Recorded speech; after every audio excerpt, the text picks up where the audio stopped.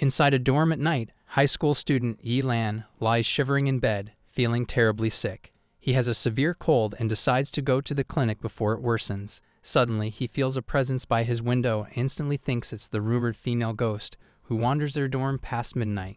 They say she used to be a student at their school, and due to a bad breakup, she hung herself in the male dorm. Lan frets, thinking he should have gone home sooner. He wasn't able to board the bus as tickets were sold out since it's the holidays. At the moment, he's the only person inside the dorm building. Lan continues to feel awful and thinks it's not the time to be scared of the supernatural as he might just die from his fever. Determined to go to the clinic, Lan walks wobbly, feeling dizzy, before collapsing in a heap. Miserable, he wonders if there's going to be another ghost story of a student who died from a fever in the dorm. Suddenly, a specter shows up before him. It's the female ghost who asks him if he has seen her rope. Lan is unfazed and only wonders if she'll possess him.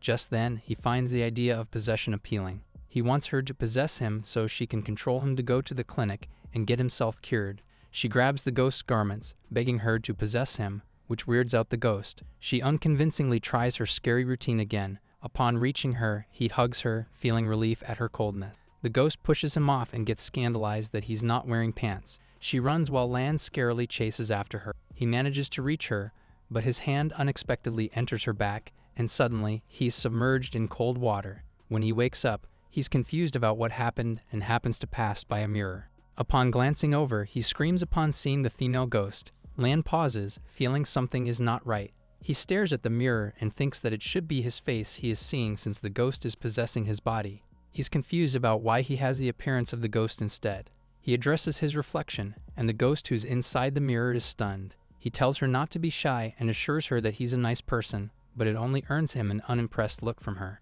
When he requests that they talk face to face, he spills out of her. Instantly, he feels sick again. He requests the ghost to possess him and send his body to the clinic. When he jumps on her, he's back in the water before waking in the ghost's body. Somehow, he hears the ghost say she'll get his body to the clinic, which makes him so grateful that he promises to get a monk so she can cross over peacefully. In the meantime, Lan explores the school with the ghost's body, enjoying how he can phase through walls and float instead of walking. He's having fun so much that he considers asking the ghost to possess him more often. Outside, he hears a lady's voice, which leads him to the woody area of the school. Lan is stunned. Before him is Yu, the beautiful owner of the store inside their campus, and she's being held down by a man, who she addresses as headmaster. While she meekly asks him to stop, Lan can't believe that the respectable headmaster Liu would do something like this. He's about to take a picture of what's happening when somebody taps his shoulder, telling him he's crossing the line. Surprised, he turns angrily to scold the stranger but freezes when he sees another ghost with a large knife on his head. Screaming, he punches the guy and sends him hurtling away. Lan is surprised at the strength that he has. The headmaster hears the noise they're making and demands that whoever's out there come out. Candidly, Lan shows himself and says that he just got rid of a ghost. The woman screams at the sight of him before fainting on the spot. The man, seemingly recognizing him, pales and calls him Kyo Xiomen. The headmaster begs him to let him go and admits that he was wrong. He says he didn't expect her to hang herself and that he regretted what happened. Just then, the female ghost, Kyo Xiomen, takes over her body and tells Liu that she died without justice and blames him. Lan, who's surprised that she took control, slaps the headmaster many times to test if he can move. The headmaster reminds Xiomen of what happened and the revenge she's already exacted on the two guys who violated her. Liu scrambles to say that he never wanted her dead and that all he did was cover up the news since the school will get in trouble if everything is revealed. He blames his bosses, saying he was helpless as they won't promote him if he didn't expel her for reporting to the police. Lan is disgusted by what he heard and believes it's the headmaster's fault that the ghost committed suicide. Xiomen responds that though she's already dead, she still carries the bad reputation of committing suicide because she messed around with guys. She then menacingly asks him what his reputation would be like if he died that night. Lan thinks that the headmaster deserves death, but he pities Yu, who's sure to get into trouble if Liu dies. Recalling how nice she was, Lan convinces Xiomen not to kill Liu, but instead have the old man surrender himself to the police so the female ghost's reputation will be cleared. She listens to him and commands Liu to turn himself in. However, he refuses, making Xiomen and Lan angry. Lan thinks of punishing the headmaster with a rope and gets surprised when the ghost conjures one. She chokes the old man with the rope, but Lan implores that she doesn't kill him. The ghost lets go of the rope, giving Liu one last chance. She promises to end him if he won't clear her reputation.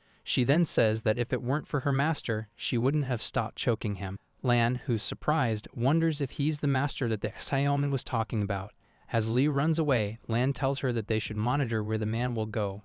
When she agrees with him, he's surprised that she can talk to him. She then reveals that because Lan entered her body, he has full control. She can neither talk to him nor control her body unless she has permission from him.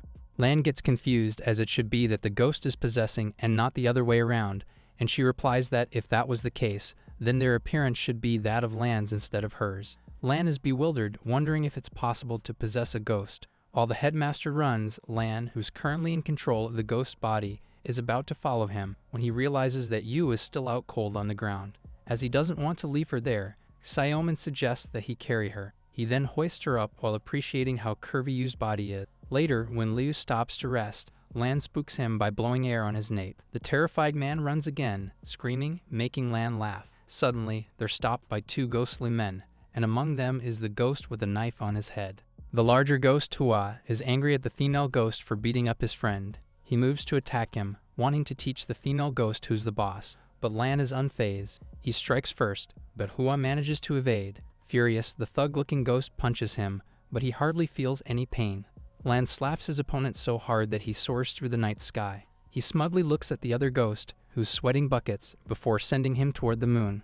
Xiaoman compliments his strength, and feeling bashful, he replies that it's the enemies that are weak. However, she reveals that Hua is powerful and even has the potential of a soul king. A punch from him would have eviscerated her chances of leaving the world.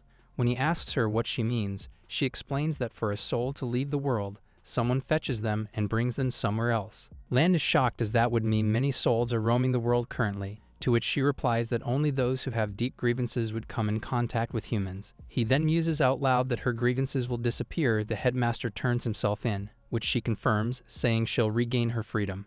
Quickly, they run after the old man. At the police station, Liu yells for help, saying there's a ghost after him. The policeman doesn't see a ghost anywhere, but the headmaster spots Xiaoman through the windows. Lan, who's unsure what to do next, wonders if they should hide, but Xiaoman tells him that they don't have to, as she can choose who can see her and who can't. Liu becomes more anxious, saying the ghost is right outside the door, but the officers don't see anything, and they start to wonder if there's something wrong with his head. They try to make him calm down, saying that the police station, as a law enforcement agency, has strong yang energy, so ghosts wouldn't dare enter the building. Surprisingly, the female ghost confirms that what the officer is saying is true. Normally, they won't dare get close, but since Lan possessed her, it seems that she's lost her fear. He asks her what she thinks of him, if he's a human or a ghost, and she replies that he's neither.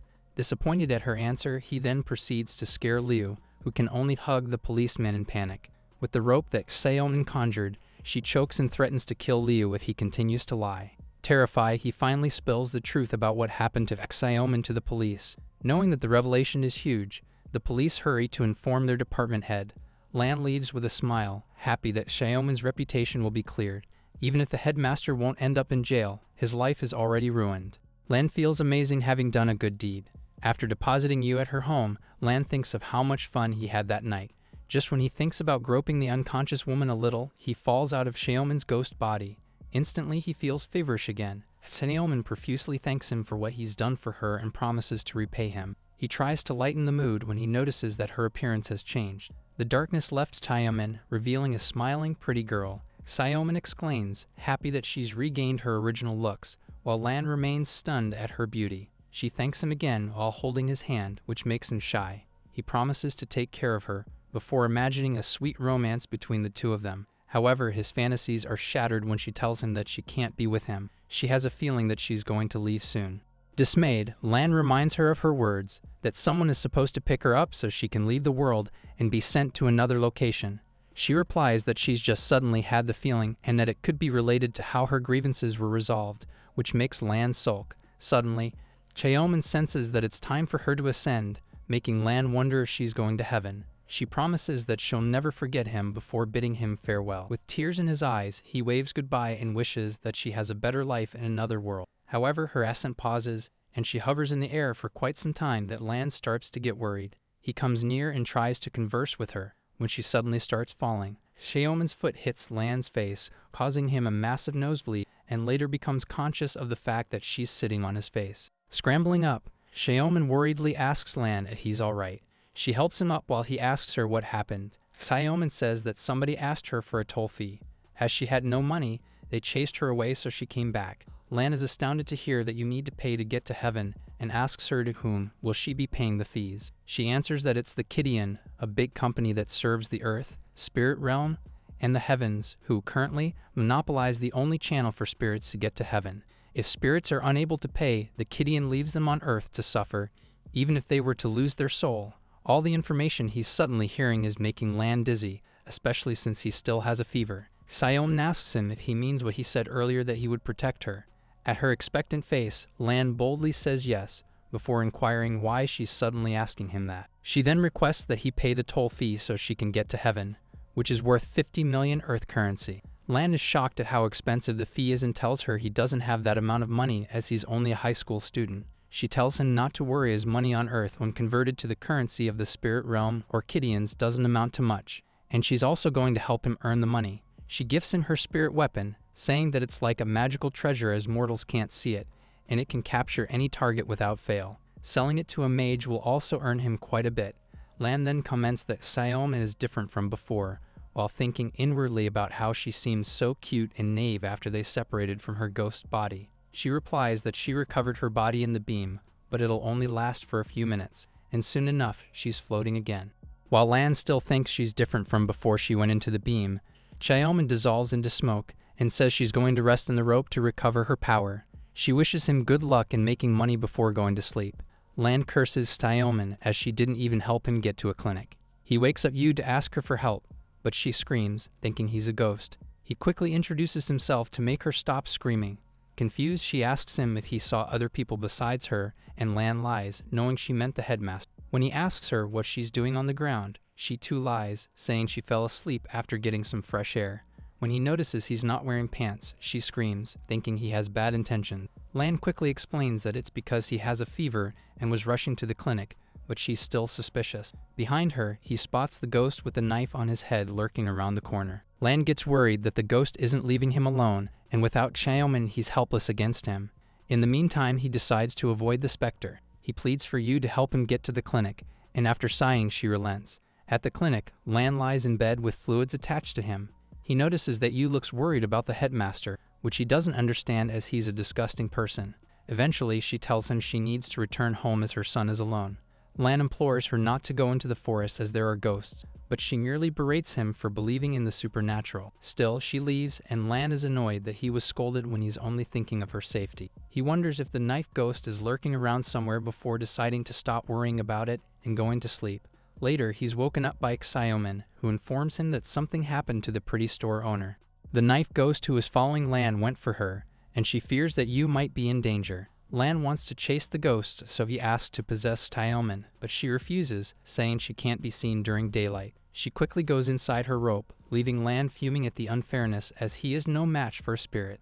Later, Lan goes to the store and peeks inside. He sees Yu with a dark aura, and even Xiaoman comments that she doesn't seem to be acting normal and recommends bringing her to the sunlight. He takes a picture of her first as proof, and Xiaoman blushes when he deposits his phone in his boxer. Lan enters the store, pulling the shutters up so that sunlight will come inside. Creepily, Yu asks him if he wants to buy something, which makes Lan convinced that she's been possessed. When he tries to open the window with the excuse of letting fresh air come inside, the woman screams. Growling and animalistic, she attacks him, but Lan, much to his surprise, easily stops her. Yu's strength is nothing compared to his. Xiaoman reminds him that he's incredibly strong and tells him that it's his chance to get Yu under the sun. He grabs her waist, dragging her toward the light, where Yu screams.